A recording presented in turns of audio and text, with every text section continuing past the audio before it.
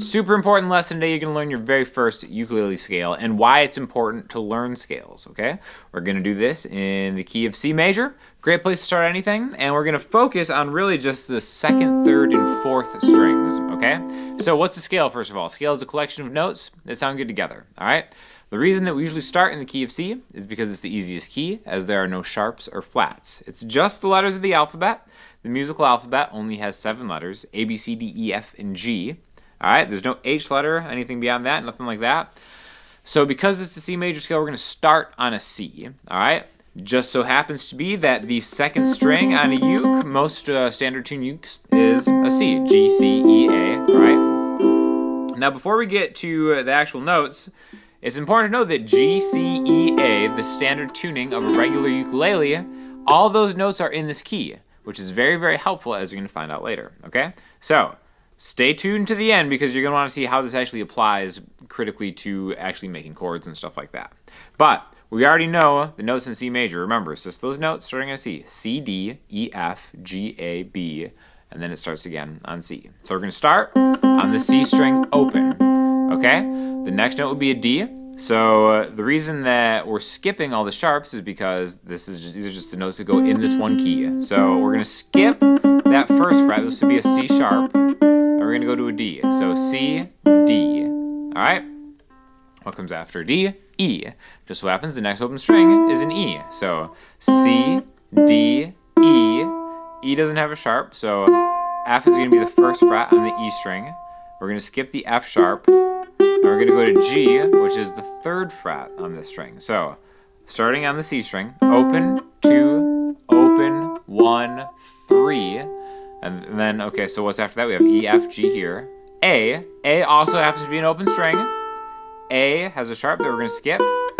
Go to B, the second fret, and C. So the whole shape of it is going to look like this. C, D, E, F, G, A, B, C.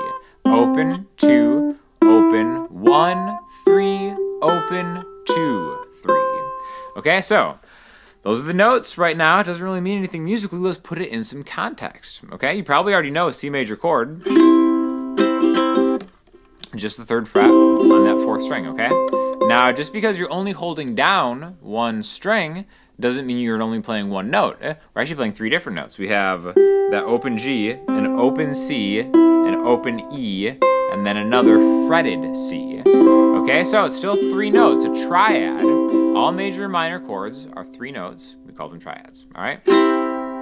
So the cool thing about having all the open strings help us, none of them being sharps or flats in this key, is we can actually play those notes, but we can do them while strumming all the strings.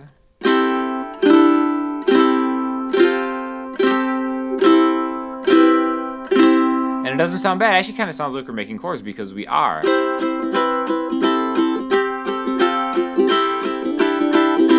Okay? So, the most important thing here is to remember that every one of these single notes can become a chord in this key. All right? Like I said, there's 7 notes in this key: C, D, E, F, G, A, and B. Now, it's really important that you think of what number those notes are in this scale. C is 1, D is 2, E is 3, F is 4, G is 5, A is 6, B is 7, and then we go back to 1 again. All right? Why that's important is because we can order chord progressions just by numbers. We could play like a 1, 4, 5 in the key of C, and you would know that's a 1, C, C, D, E, F. 4 would be an F, and 5, what comes after 4? 5, what comes after F? G. So this is a 1, 4, 5. And all those chords come from notes in that scale, right? So if I look at that G major chord, 2, 3, 2, well, you'll notice if we go through that scale, we have open 2, open 1, 3, open 2. See, that chord is kind of like tucked away inside that scale. It's really important to kind of start seeing that, right? Now, the beautiful thing about any key, no matter where you start, what I mean by that is, like, if we're in the key of D, we would start with D as the 1, right? But since C is the 1, The 1, 4, and 5 chords in any key become major chords, and the 2, 3, and 6 chords in any key become minor chords. That 7th note becomes what we called a diminished chord. All right? So we're going to learn all the major and minor chords, and then kind of apply all the scale stuff that we learned to each of those chords. All right? So what I mean by that is let's go through the chord scale. That means the scale played as those triad chords. We start with a C major. That's our 1 chord, all right? What comes after C? D. So D is the 2 chord. We said that D is minor. Remember, 2, 3, and 6 is minor. So D minor looks like this. It's just 2, 2, 1, open. Okay? Next one would be E minor. Open, 4, 3, 2. Next is F major. 2, open, 1, open. Next is the 5 chord G, open, 2, 3, 2. The next chord is going to be the 6 chord A minor, 2, open, open, open. And then that final chord is going to actually be a B half diminished. We could play it like this, like 2, 1, 2 on the 2nd, 3rd, and 4th strings. And then end on C. So 1, 2, 3, 4, 5, 6, 7, 1. And that's the chord version of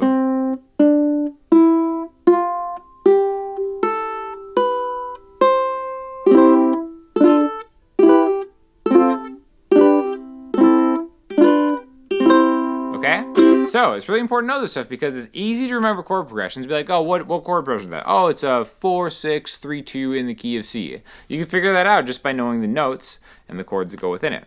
All right. Now, another really cool thing that you could do with the knowledge of just knowing where these notes are is you can add or subtract them from chords that you know, right? What I mean by that, let's go back to that C major chord. And remember, we did all the notes on the 2nd, 3rd, and 4th strings. We can add or subtract any of them. When I say subtract them, we could just maybe take this off, make a different chord, right? Or, remember, 3, 2, open are the notes on the high string. It's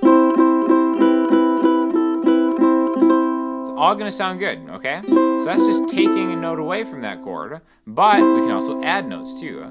What about that 3rd string? Remember, it was open 2, open 1, 3.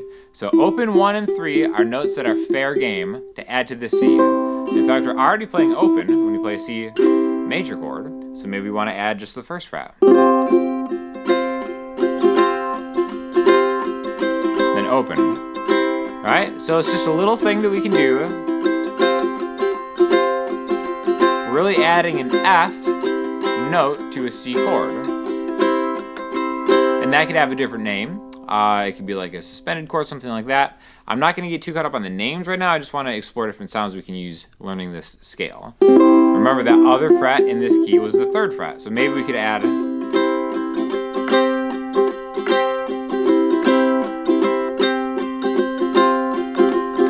remember that 2nd fret was open too. So I'm just adding the 2nd fret.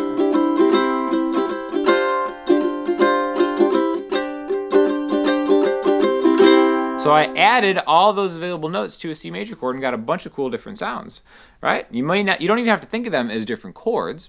You can just think of these like, oh, I'm playing around in the key of C. Let's do the same thing with the 2 chord. D minor, 2, 2, 1, open. First thing that I noticed is that 4th string is open. We could also add the 2nd and 3rd frets. Remember, open 2, open 1, 3, open 2, 3. So let's start adding.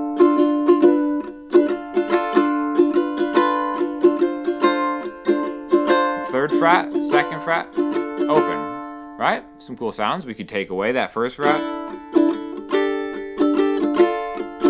I'm just going open, 1, 3, open, 2, 3. Just kind of messing around, right? Let's go to the 3 chord, E minor. I'm gonna go 2, 3, 2, open. All right, just on the top. I'm just changing that top note.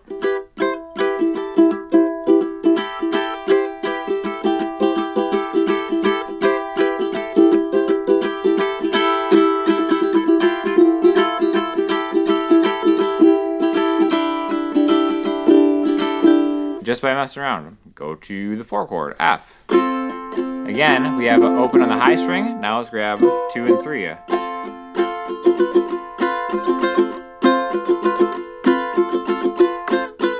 To the G.